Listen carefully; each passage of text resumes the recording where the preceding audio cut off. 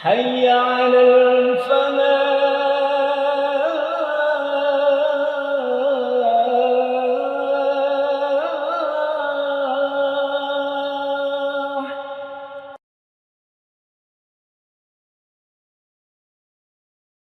Assalamualaikum warahmatullahi wabarakatuh.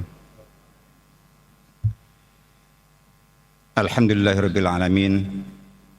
Wassalatu wassalamu ala sayyidina Muhammadin sayyidil mursalin wa ala alihi wa ashabi ajmain. Allahumma ya rabbana lakal hamdu wa lakal syukru kama yanbaghi li jalali wajhika wa azimi sultanik. Allahumma la nuhsi thana'an 'alaika anta kama athnayta 'ala nafsik. اللهم آت نفوسنا تقواها وزكي أنت خير من زكاها أنت ولي مولاها. اللهم ما أصبح بنا من نعمة أو بأحد من خلقك فمنك وحدك لا شريك لك فلك الحمد ولك الشكر. اللهم إنا أصبحنا منك في نعمة وعافية وستر فأتم علينا نعمتك وعافيتك وسترك في الدنيا والآخرة. Walhamdulillah amin. Para jamaah salat subuh yang semoga senantiasa dirahmati Allah Ta'ala. Alhamdulillah kita bersyukur kepada Allah SWT atas nikmat iman, nikmat Islam, nikmat hidayah, nikmat ketaatan, nikmat kehidupan baru pada hari ini, di mana Allah Ta'ala menambahkan umur kita dan memberikan kesehatan serta keimanan, sehingga kita bisa memulai dengan izin Allah dan taufiknya aktivitas hari ini dengan ibadah kepadanya. Semoga Allah Ta'ala menerima salat subuh kita dan semua amal ibadah yang kita lakukan. Amin ya rabbal alamin. InsyaAllah kita melanjutkan kajian kita dari kitab Al-Bayan fi Arkanil Iman, masih tentang rukun iman yang kedua, iman kepada malaikat.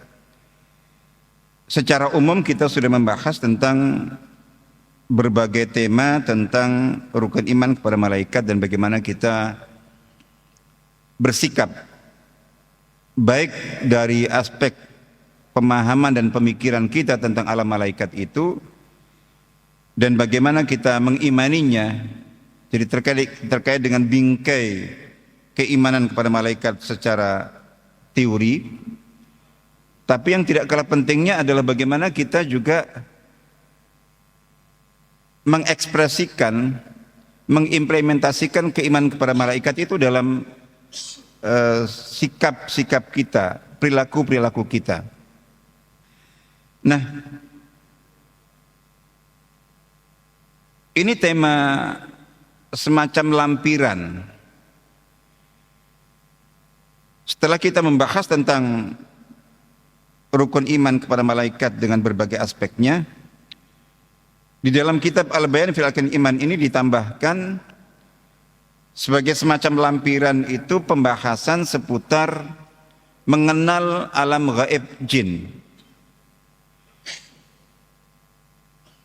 Pada saat kita membahas tentang tema iman kepada malaikat atau mengenal malaikat, kita juga sudah menyinggung tentang perbedaan antara alam malaikat dengan alam jin.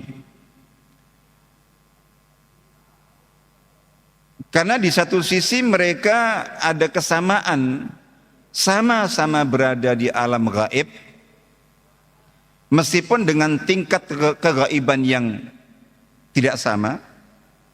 Jadi tingkat kegaiban malaikat lebih tinggi daripada jin, tapi bagi kita mereka sama-sama berada di alam gaib yang tidak mampu kita jangkau dengan indera kita dan dengan akal pikiran kita.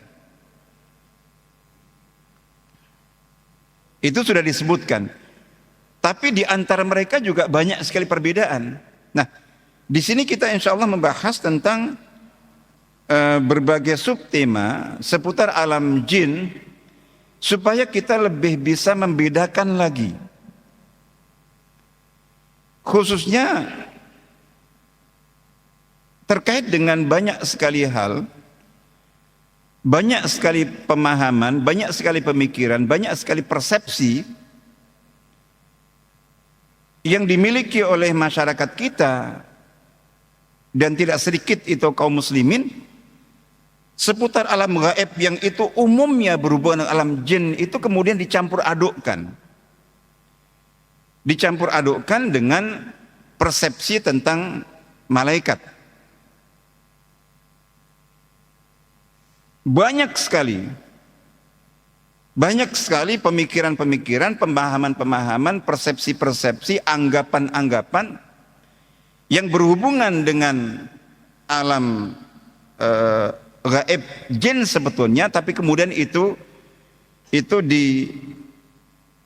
dikira, disangka bahwa di situ adalah malaikat.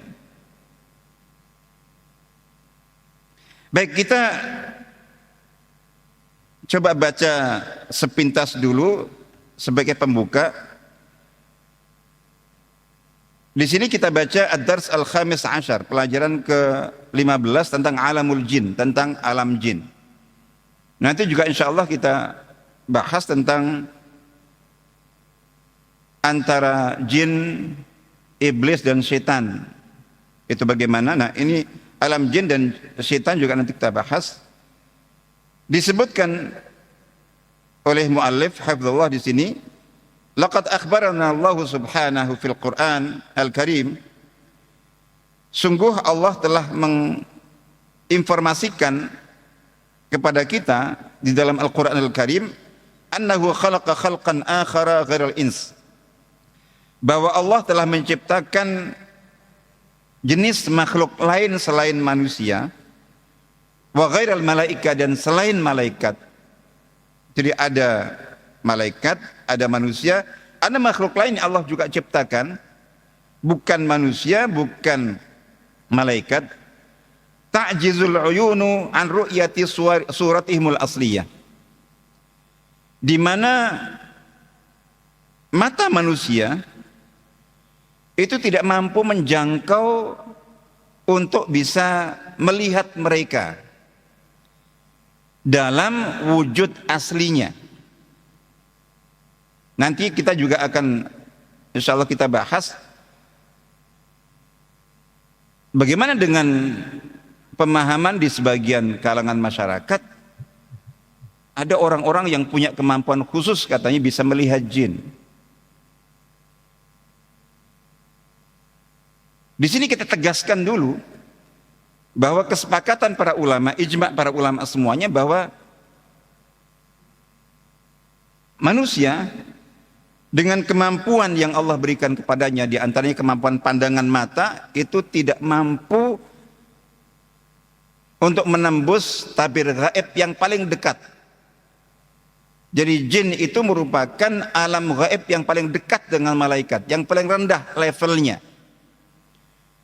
Bahkan saya mengasumsikan bahwa kegaiban roh kita itu lebih tinggi daripada kegaiban jin. Nanti kita akan singgung. Ya, salah satu dalil isyarat paling tidak, misalnya coba baca surat Saba ayat 14 tentang kisah wafatnya Nabi Sulaiman alaihissalam. Itu kan di situ diceritakan bahwa Nabi Sulaiman wafat itu sedang mengawasi, jadi pasukan jin yang diperintahkan beliau untuk melakukan berbagai tugas. Mereka melakukannya karena terpaksa, karena takut pada Nabi Sulaiman. Karena kalau mereka tidak nurut akan dihukum. Nabi Sulaiman mengawasi mereka bekerja, memantau mereka bekerja dengan berdiri, berpegang dengan tongkat beliau. Jin itu bekerja karena takut diawasi oleh Nabi Sulaiman. Nah, ini khusus Nabi Sulaiman. Lu kok bisa tahu, bisa melihat? Oh, ini beliau diberi kemampuan khusus. Nah, di tengah jin itu getu bekerja, melakukan berbagai tugas atas perintah Nabi Sulaiman alaihissalam, itu ternyata Allah Ta'ala menghendaki untuk mencabut nyawa Nabi Sulaiman alaihissalam dengan tentu mengirim malaikat pencabut nyawa disertai malaikat rahmat yang menyertainya. Intinya di tengah-tengah itu Nabi Sulaiman wafat. Beliau wafat itu masih tetap dalam posisi berdiri, memegang tongkatnya, sehingga jin itu nyangka beliau masih hidup. Kapan jin itu sadar? Ketika Nabi Sulaiman itu roboh. Gara-gara tongkat yang beliau pegang itu kropos, dimakan oleh semacam rayap. Dan ini dalam riwayat disebutkan bermacam-macam. Ada yang sekian hari, ada yang sekian pekan, ada yang sampai menyebutkan sekian bulan. Jadi dimakan sedikit demi sedikit, lama-lama akhirnya kropos, patah, beliau baru jatuh. Saat itulah jin yang gaib untuk kita itu sadar, loh, ternyata Nabi Sulaiman yang kita takuti selama ini sudah meninggal. Jadi sudah meninggal. Dulu sejak kapan? Wallahu alam. Jadi mereka tidak tahu malaikat maut datang untuk membawa roh Nabi Sulaiman, memisahkannya dari jasad beliau.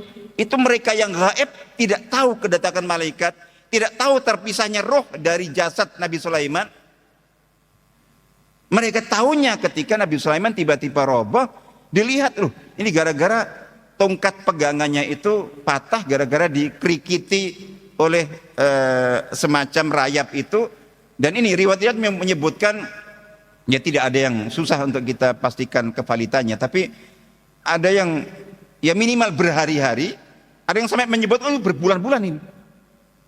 Jadi gitu, baru itu nggak tahu apa-apa. Jadi gitu. Nah ini yang dikatakan bahwa loh, bukankah jin itu adalah makhluk gaib? Iya. Tapi ternyata dia tidak tahu dengan yang lebih gaib lagi. Jadi gitu. Nah, sehingga gaib itu bertingkat-tingkat, insya Allah itu. Baik. Jadi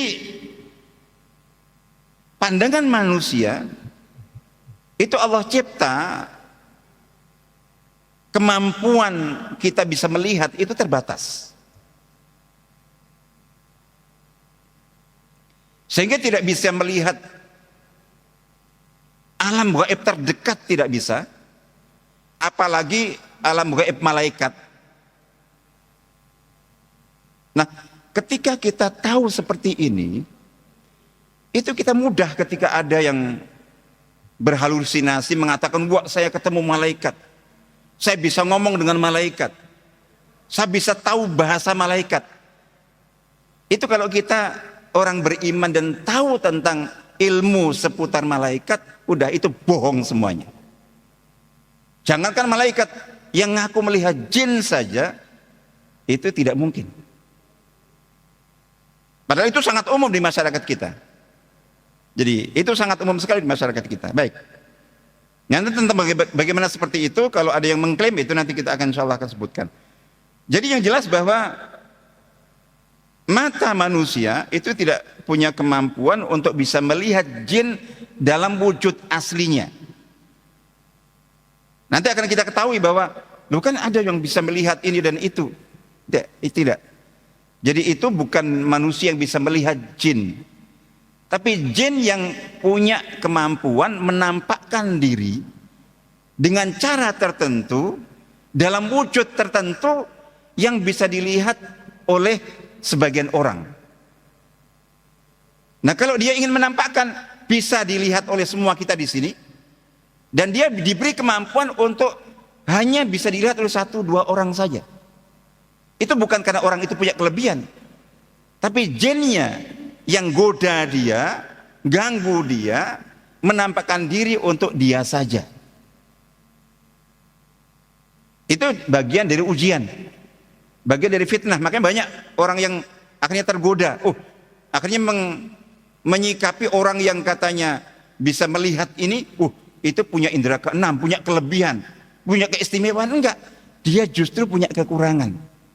Bisa diganggu oleh jin dengan ditampaki, itu gangguan.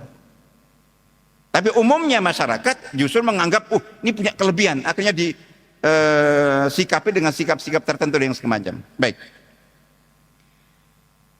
Nah, wahadzal khalqu humul jin, dan makhluk yang Allah ciptakan, yang Allah informasikan selain manusia, selain jin ini, selain malaikat adalah disebut jin. Nah, ma'nal jinni lughatan wa syar'an, sedangkan arti istilah jin secara bahasa dan secara istilah syariat disebutkan bahwa al-jinnu fil lughati ma'khudhatun min janna. Jadi kata-kata istilah nama al-jin itu dalam bahasa diambil dari kata-kata janna atau junna. Itu memiliki arti tersembunyi. Jadi mengapa jin disebut jin itu? Karena secara bahasa dia tersembunyi, jadi tertutup dari pandangan mata kita, dari jangkauan indera kita. Tidak bisa kita lihat, tidak bisa kita raba, halus sekali. Itu seperti itu. Adapun secara istilah syariat disebutkan wal jinnu fi syar'i arwahun qa'imatun fi ajsamin latifatin nariyah. Jin itu adalah ruh-ruh atau arwah-arwah yang berada dalam fisik-fisik yang sangat lembut. Jadi jin punya fisik, tapi lembut sekali. Jadi karena berasal dari bahan api. Jadi lembut sekali, tapi tetap ada fisiknya. Makanya dari pengalaman dunia ruqyah misalnya, cerita kesaksian orang-orang yang kerasukan itu sering sekali dia bisa merasakan jin berjalan-jalan dalam tubuhnya, itu dia merasakan. Termasuk ketika keluar dan masuk.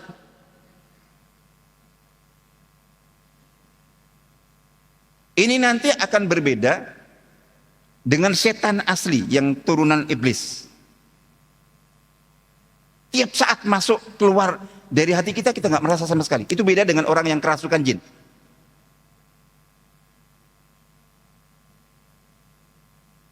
Ada orang yang sangat saking akrabnya, dulu pernah sekian tahun yang lalu, saya pada dulu sering mendampingi teman-teman peruqyah. Saya bukan praktisi ruqyah, tapi pembina, pengasuh, dan pendamping kawan-kawan peruqyah. Ada seorang pasien dan beliau seorang dokter. Itu jadi pasien ruqyah itu mungkin sudah diruqyah hampir semua peruqyah terkenal di Indonesia, sudah pernah meruqyah beliau. Itu jin yang ganggu itu keluar masuk, dan beliau bisa merasakan karena saking tiap saat gitu ya, keluar nanti masuk lagi, diruqyah keluar masuk lagi, sampai beliau itu menjadi salah seorang karena saking itunya untuk berbagi pengalaman. Itu beliau juga akhirnya berbicara tentang masalah ruqyah. Terus saat berbicara di depan khalayak itu sampai beliau bisa mempraktekkan saat beliau kerasukan, saking hafalnya bertahun-tahun. Jadi gitu. Keluar masuk lagi, keluar. Jadi nggak kembali pada tadi bahwa roh jin itu, kalau kita kan berada di fisik yang terlihat seperti ini. Jadi dikatakan bahwa itu juga ada di fisik, punya fisik, tapi sangat lembut sekali. Bagi kita gaib. Nah tapi itu untuk membuktikan bahwa itu ada fisiknya, itu tadi. Jin ketika masuk ke dalam tubuh manusia, itu bisa dirasakan. Mungkin nggak semuanya, tapi umumnya bisa dirasakan. Termasuk di dalam. Oh ini udah pindah dari ujung tanah, pindah ke sini. Termasuk imam-imam peruqyah dulu, kayak Imam Ibnu Taimiyah itu, ketika meruqyah kemudian bisa berdialog dengan jinnya itu saat jinnya mau keluar, itu sering kadang-kadang mau keluar itu milih mau keluar lewat mata, lewat tenggorokan, itu jangan keluar lewat kaki, karena kadang-kadang takut bisa berbahaya kalau dia keluar lewat hidung, lewat ini gitu. Jadi kayak gitu. Itu disuruh enggak keluar lewat kaki, keluar lewat tangan. Ada kayak gitu. Jadi ada seperti itu. Nah itu umumnya dirasakan insya Allah itu. Baik. Nah, roh yang berada dalam fisik yang sangat lembut itu, yang dicipta dari api, itu qadiratun, punya kemampuan, Allah yang berikan kemampuan, alat tasyakkuli bisuwarin mukhtalifah. Jin punya kemampuan untuk berubah bentuk dan wujud dalam berbagai bentuk. Baik bisa dalam bentuk manusia, atau yang lebih banyak itu dalam bentuk beberapa jenis hewan. Jadi yang paling banyak itu adalah anjing, kalajengking, ular. Jadi, dan bisa dengan yang lainnya. Memang diberi kemampuan untuk itu. Tujuannya untuk apa? Bagian dari ujian untuk kita sebagai fitnah. Jadi, dan itu rata-rata sebagai pengganggu. Di antara sifat mereka yakulun wa yashrabun. Berbagai dalil menegaskan mereka juga makan, minum seperti kita. Tentu juga yang dimakan beda, cara makannya beda. Mereka di alam gaib, kita nggak tahu Allah alam bagaimana. Tapi sebagian hadis menceritakan di antara makanan mereka tulang. Misalnya contoh seperti itu. Mungkin ada yang lainnya. Wa fihi mudzakar wal untha. Berbeda dengan malaikat. Malaikat itu tidak memiliki gender. Tidak kita sebut perempuan, juga tidak kita sebut laki-laki, malaikat. Jadi gitu. Tapi jin sama seperti manusia. Ada gendernya, ada laki, ada perempuan. Wa yatanakahuna wa yatanasalun. Mereka juga saling menikah dan juga berketurunan. Kalau malaikat tidak, setiap malaikat Allah ciptakan jin secara sendiri. Jadi tidak dilahirkan, tidak melahirkan. Tidak perlu pasangan. Tapi jin seperti manusia, cuman mereka di alam gaib. Wa yamutuna ta'ifatan ba'da ta'ifah. Mereka juga mati seperti manusia. Meskipun mungkin umurnya bisa lebih panjang atau pendek, tapi berbeda-beda. Jadi, maka di sini juga ada kan sebagian orang yang diganggu oleh jin itu, dan itu sangat mungkin. Itu gara-gara ini jin babon marah, merasuki seseorang, katanya, kenapa dia bunuh anak saya? Pernah ada cerita sekelompok anak SD atau SMP yang jelas siswa kemah itu ketemu ular nggak tahu apa, itu tidak hanya dipukul, itu dimasak sama mereka, nggak tahu, luar biasa, dimasak dimakan. Nah itu ceritanya bahwa sepulang dari kemah itu sejumlah siswa yang makan ular itu kerasukan semua. Ketika diruqyah itu ngakunya yang merasuki itu adalah ibu atau bapaknya jin itu, bahwa ular itu adalah anaknya. Dipukul oleh mereka. Apakah ini pasti benar? Bisa benar, bisa tidak. Kita nggak bisa memastikan, tapi kemungkinannya sangat mungkin. Termasuk mungkin ibu-ibu gitu. Makanya kalau mengapa kita disyariatkan dalam kondisi apapun jangan pernah lepas zikir. Kita pergian ke kemah itu makanya disunahkan untuk kita membaca ta'awudz a'udzu bikalimatillahi tammati min syarri ma khalaq, itu pelindung. Karena potensi ada gangguan itu banyak. Termasuk kita nebang pohon, itu dia ngaku itu rumah dia. Kita nggak salah. Cuman bahwa pohon itu sangat mungkin ditempati dia, sangat mungkin. Jadi kita bukan membenarkan itu punya dia, tidak. Tapi kita berjaga diri, melindungi diri kita dengan berlindung kepada Allah Ta'ala, membaca zikir. A'udzu bikalimatillahi tammati min syarri ma khalaq. Bukan minta izin ya, kan ada orang kalau mau masuk itu minta izin ke yang bau raksa ini, itu tidak benar.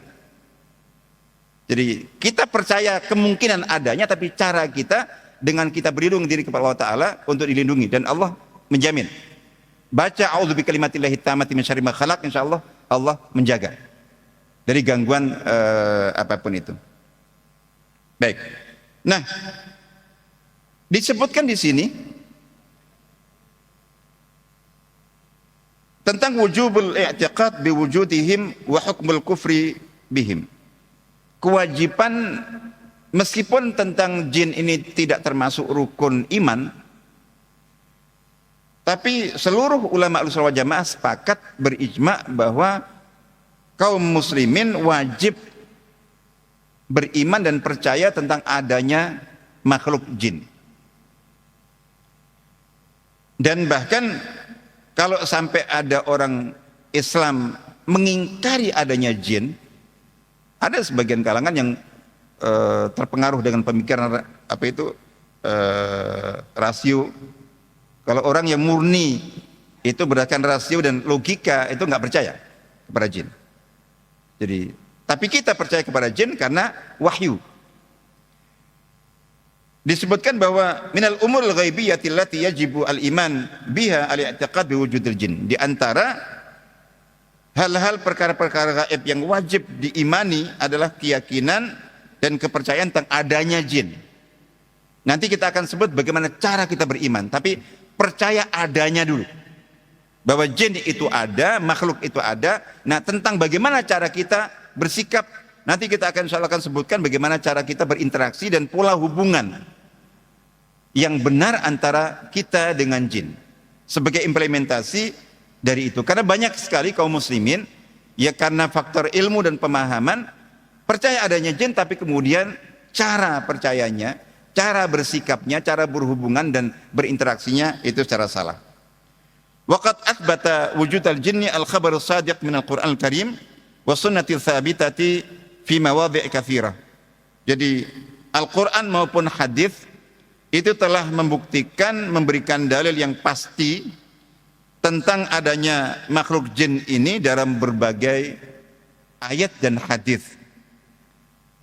Wa minal adillatil qur'aniyati dallati ala wujudihim, dan di antara dalil Al-Qur'an yang membuktikan adanya jin, annallaha khassasa suratan kamilatan, Allah sampai mengkhususkan satu surat khusus, surat ke-72, khusus bicara tentang jin dari awal sampai akhir, dan namanya suratul jin, namanya surat al-jin. Tentu di samping yang lainnya ada juga pembahasan tentang al-jin itu di surat-surat yang lainnya, tapi ini khusus. Wa tahaddatsa an nafarin minhum istama'ul qur'ana lil qur'ani min tilawati rasul sallallahu alaihi wasallam fa amanu thumma wallau ila qaumin munzirin. Dan ayat-ayat itu berbicara tentang cerita sekelompok golongan jin yang datang mendengarkan pembacaan Al-Quran dari Nabi SAW.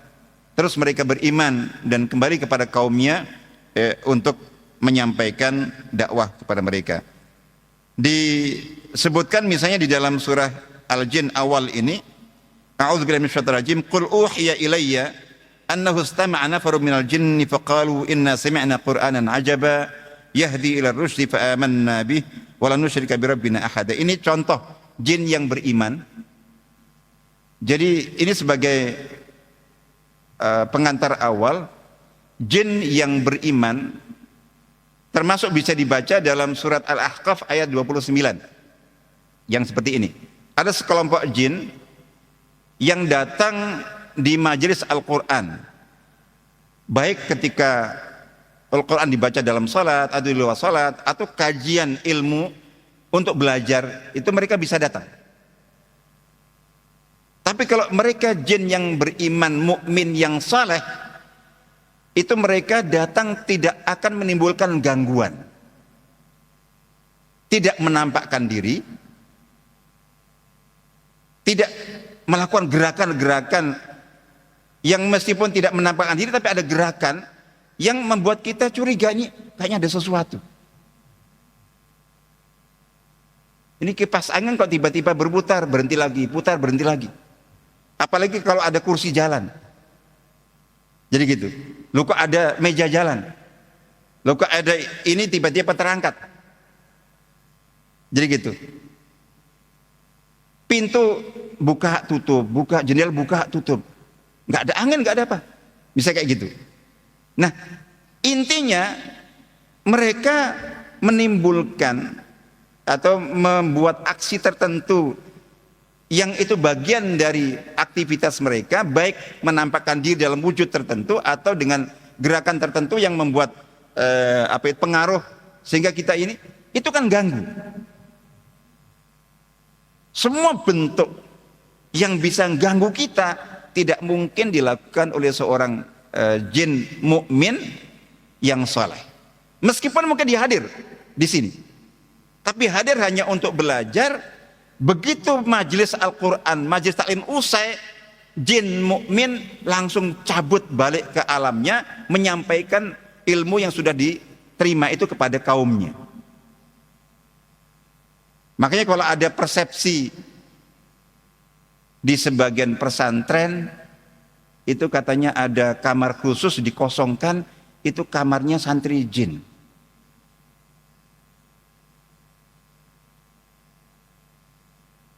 Bagaimana itu? Apa mungkin? Mungkin. Dari sisi mungkinnya mungkin.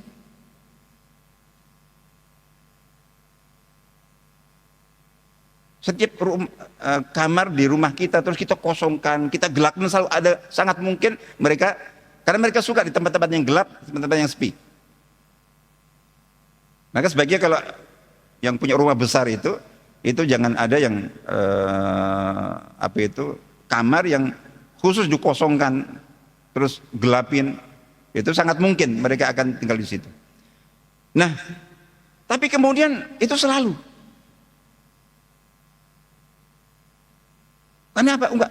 Sering kadang-kadang yang santri atau ustadz yang sholat malam itu suka kayak ada makmum di belakang. Ada gerakannya, ada suaranya, tapi nggak ada wujudnya. Ya itu. Pada ini ada itu semacam itu. Oke. Tapi kita tadi, kalau dari surat Al-Ahqaf ayat 29, itu kemungkinan jin nyantri seperti itu mungkin datang, tapi hanya datang di waktu pelajaran. Waktu kajian, tidak butuh kamar khusus, tidak butuh ruang khusus, tidak butuh itu. Jadi gitu. Dan tidak menimbulkan gangguan. Yang jadi masalah adalah di sebagian pesantren yang dipersepsikan ada santri jin yang menetap di satu kamar tertentu itu kemudian di situ hampir selalu ada santri, khususnya santriwati yang kerasukan. Nah, itu yang ganggu, yang katanya santri itu, santri jin itu. Nah, kalau sudah ada santri jin ganggu santri manusia, itu berarti bukan santri beneran. Bukan datang untuk belajar ilmu, tapi untuk ganggu. Karena jin mukmin yang soleh nggak mungkin melakukan itu. Dia belajar, sudah dapat ilmu, kembali langsung. Nanti datang lagi, bebas mereka. Nggak perlu transportasi. Kalau kita kan sekolah dari Jember, dari Banyuwangi, dari Jawa Tengah, di Surabaya, ya kalau pulang balik kan nggak mungkin. Jin setiap saat. Seandainya keluarganya di Jakarta, dia tiap waktu datang ke sini mudah aja. Jadi kita bawa, nggak perlu kamar, nggak perlu ngekos. Jadi gitu. Jadi insya Allah nanti kita akan sebutkan. Baik. Jadi itu intinya di sini disebutkan bahwa di ayat ini, jadi sekelompok jin itu disebutkan qul uhiya ilayya, katakan wahai Muhammad, telah diwahyukan kepadaku bahwa ada sekelompok jin yang mendengarkan bacaan Al-Quran yang aku baca, lalu mereka mengatakan, sungguh kami telah mendengar Quran yang menakjubkan, yang memberi hidayah petunjuk kepada jalan lurus, Maka kami pun jin itu mengatakan kami beriman kepadanya dan kami tidak akan melakukan syirik menyekutukan Tuhan kami dengan siapapun. Perhatikan dengan firman Allah ini. Ini kan cerita tentang sekelompok jin datang pada saat Nabi membaca Al-Quran.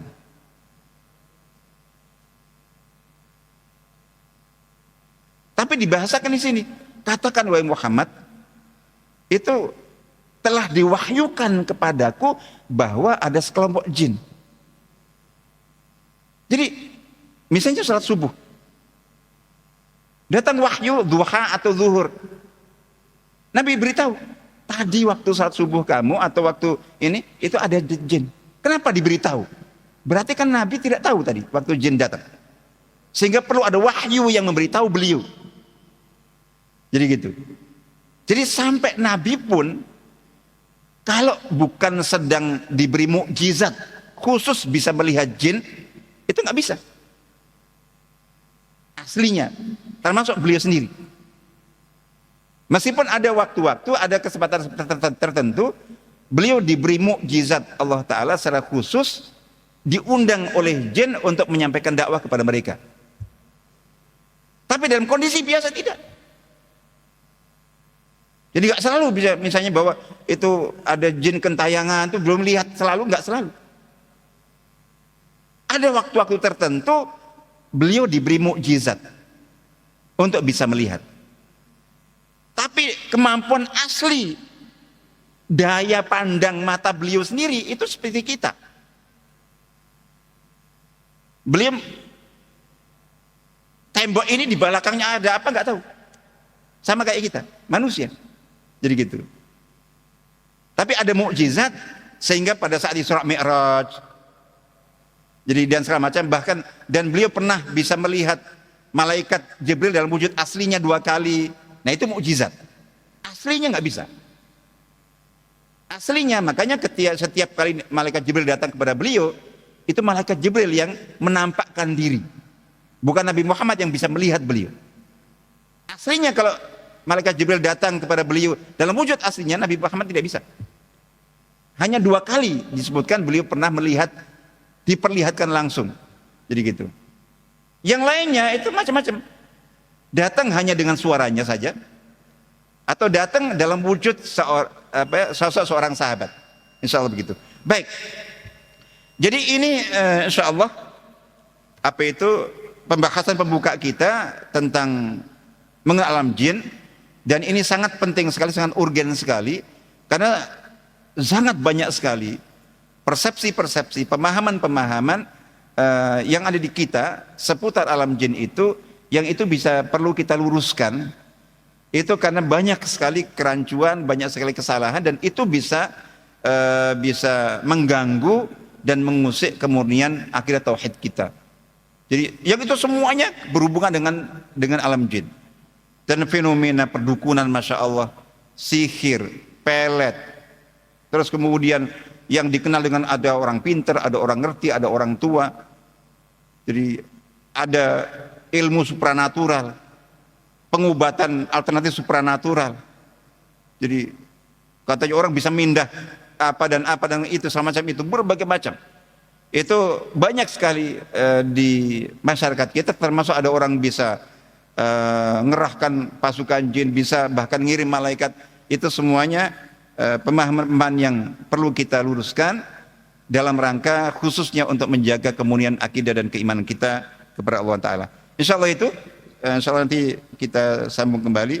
Semoga bermanfaat. Assalamualaikum warahmatullahi wabarakatuh.